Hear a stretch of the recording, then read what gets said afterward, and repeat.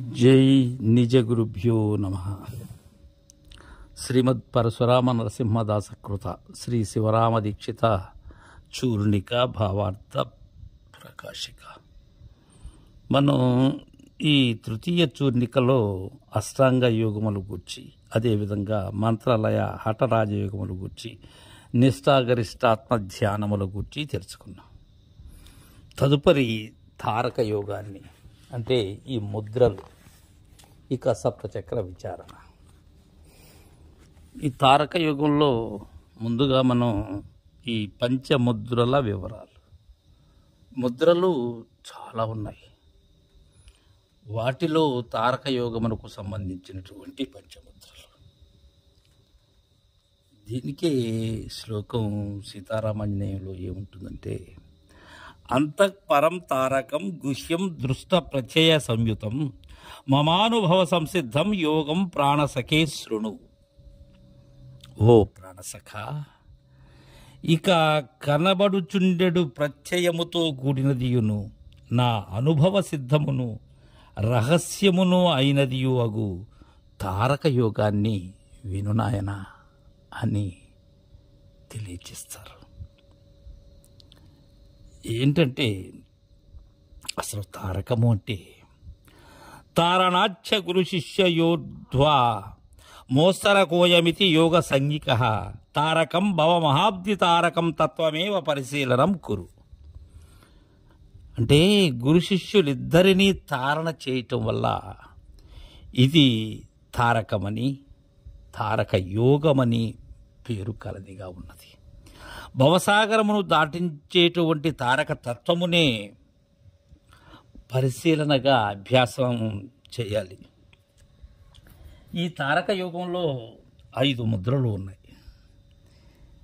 మొదటిది కేచరీ ముద్ర, రెండవది భూచరీ ముద్ర, మూడవది మధ్యమ ముద్ర, నాలుగవది షణ్ముఖి ముద్ర, ఇక 5వది శాంభవి ముద్ర.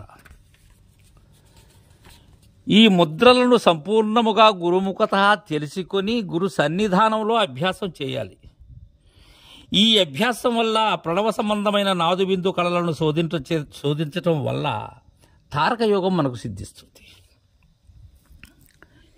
దీనిలో మొట్టమొదటిది కేచరీ ముద్ర. దీన్నే ధ్యాన ముద్ర అని కూడా అంటారు. ఇది ఎలా అంటే, నేత్రే నిమీలితే నిత్యం కించిదున్మీలితే తదా యో మనశ్చక్షుషా బ్రహ్మ పశ్యతీతి సయోగిరాజ్.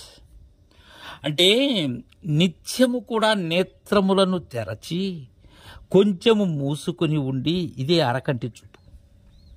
మనోదృష్టిచే బ్రహ్మాన్ని ఎవడు తెలుసుకొనుచున్నాడు వాడు రాజయోగి.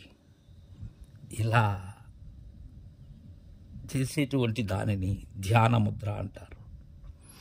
కన్నులను మోడ్చేయను కుదించి మీది చూపు చూచుచుండుటయే కేచరీ ముద్ర. పైకి చుట్టూ ఎలా మోడ్చి కుదించి పైకి చూడగలగాలి. ఇక రెండవది భూచరీ ముద్ర. శశి భాస్కర యోర్మధ్యో తారమో స్థిరతేజస బిందు ద్వయంచ సంయోజ్య బ్రహ్మతారకమభ్యసేత్. అంటే చంద్ర సూర్యుల మధ్య తారముల రెంటి యొక్క స్థిర తేజస్సును, బిందువును చక్కగా చేర్చి బ్రహ్మతారకాన్ని అభ్యసించాలి.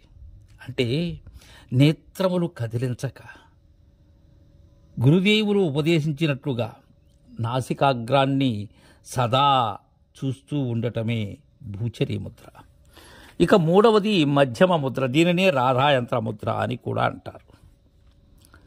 కన్నులు మోడ్చి ముక్కు నడుమ చూపు నిలిపి ఏమాత్రమూ చెలింపనీయక నుదుటిని చూస్తూ ఉండటం దీనిని మధ్యమ ముద్ర అంటారు.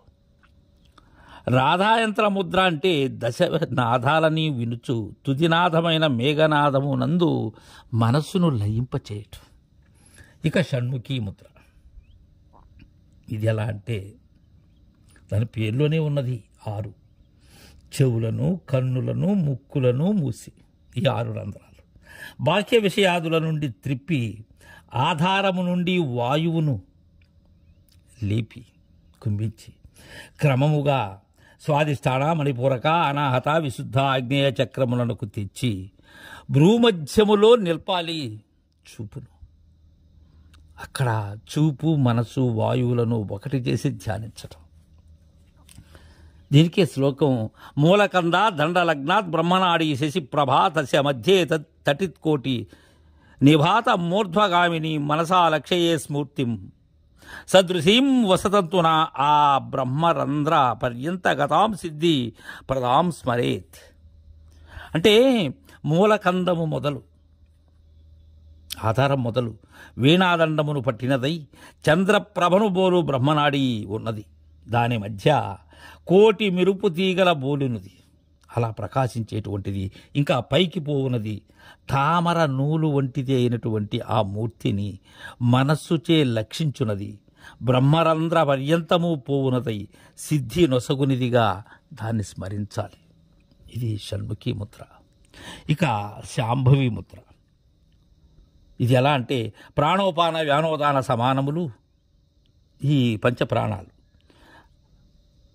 పంచవాయువులు. అలానే నాగా కూర్మ కృకూర దేవదత్త ధనంజయములు అనేటువంటి ఉపవాయువులు, మనోబుద్ధి చిత్త అహంకారాలు, త్వక్చక్షు శ్రోత్ర జిహ్మ గ్రాణంబులు ఈ జ్ఞానేంద్రియాలు. అలానే వాక్కు పాణి పాదము పాయువు ఉపస్థానబడేటువంటి కర్మేంద్రియాలు జయించి అరకంటి చూపుచే భ్రూమధ్యమందులో చూపు చూచుట శాంభవి ముద్ర అంటారు. అంతర్లక్ష్య బహిర్దృష్టి నిమేషోన్యేషవర్జిత ఏషారా శాంభవి ముద్ర సర్వతంత్రేషు గోపిత. అంటే కేచరి, షణ్ముఖి, శాంభవి ముద్రలు మూడు కూడా అంతర్లక్ష్యాలు, అంటే లోచూపు కలిగినటువంటివి. భూచరి ముద్ర ఒక్కటి బహిర్లక్ష్యం, అంటే వెలుచూపు కలిగినటువంటిది. మధ్యమా ముద్ర ఒక్కటి మధ్య దృష్టి కలిగినటువంటిది అని తెలుసుకోవాలి. వీటిలో శాంభవి ముద్ర అతి రహస్యమైనటువంటిది. తారక యోగాభ్యాసము లేక అంతరేంద్రియ బాహ్యేంద్రియ నిగ్రహం ముఖ్య సాధనం. మనోనిశ్చరతకు తారక యోగము కంటే మరొక సాధన ఏదీనూ లేదు. కాబట్టి మోక్షేచ్ఛ కలవారలకు తారక యోగం అది ఖచ్చితముగా అవశ్యమై ఉన్నది. ఫలమే కన్విధాచార్యం యథార్థం సాంఖ్యతారయో ఉపాధిరహిత సాంఖ్యో యోగ సోపాధిక స్వయం. సాంఖ్యతారకాలు రెంటికి కూడా యథార్థ ఫలం ఒక్కటే, ఆచరింపతగినది. రెండు విధముల ఉపాధి రహితమగునది సాంఖ్యము, స్వయం ఉపాధితో కూడినది తారకయోగం. నాద ఏవలయ శ్రేష్ఠ ముద్రాణం కేచరీవర యోగ శ్రేష్టో నిరాలంబో హ్యవస్థా సుమనోన్మని. అంటే నాదమే లయములలో శ్రేష్టమైంది, ముద్రలలో కేచరీ మేలైంది, నిరాలంబము యోగములలో శ్రేష్టమైనది, అవస్థలలో ఉన్మని శ్రేష్టమైనది. తారకము అంటే కంటిలోని పాప.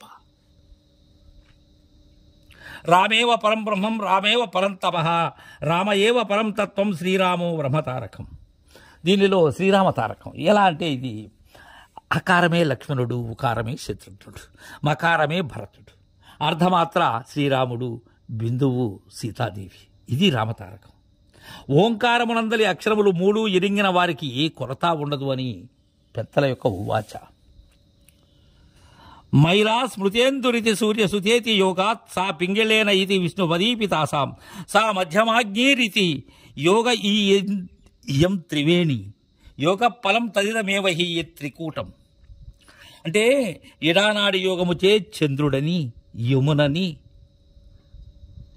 అదేవిధంగా పింగళనాడి సూర్యుడని, గంగాయని, వానిలో మధ్యముగా ఉండేటువంటిది సుషుమ్నా నాడి, అగ్ని అని, సరస్వతి అని తెలుసుకోవాలి.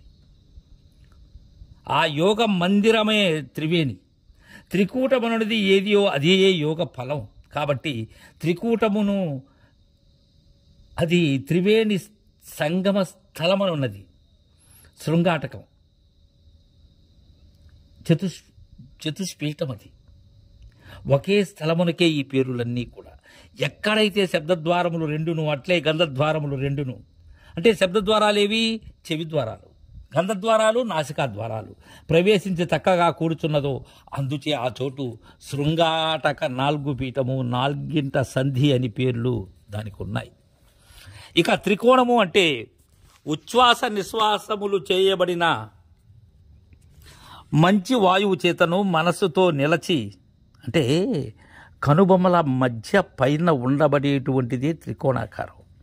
త్రికోణ మార్గముగా దానిపై నాసికమైన సుషుమ్నలో ప్రవేశింతువుగాక. శృంగాటకే యస్సు మనోనియమ్య త్రికోణగామి శశివాస్కరాభ్యాం భాష్యాంతరంగ ప్రవణైక గోభి అష్టావధాని హఠరాజయోగి. అంటే 4 వీధులు కలిసే చోటు శృంగాటకం.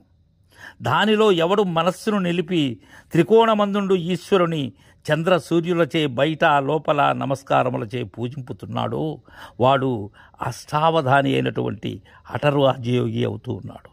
శృంగాటకమునకు భ్రూమధ్యమనియు దానినే కొండ నాలుక మొదలు అని చెప్తారు. ఇవి పంచముద్రలు. వీటిని మనం గురువుల ద్వారా అభ్యసించాలి, పుస్తకాల ద్వారా కాదు, వెనికిడి మాటల ద్వారా కాదు. గురువు ద్వారా అభ్యసించి ఆ ముద్రలలో ఉన్న అనుభవాన్ని ఎవరైతే పుణికి పుచ్చుకొని ఆ అనుభవాన్ని పొంది ఉంటారో వారికి తారకయుగం సిద్ధిస్తుంది. మనం తర్వాత రేపటి నుంచి సప్తచక్ర విచారణ ముచ్చటించుకుందాం. జై గురుదేవ.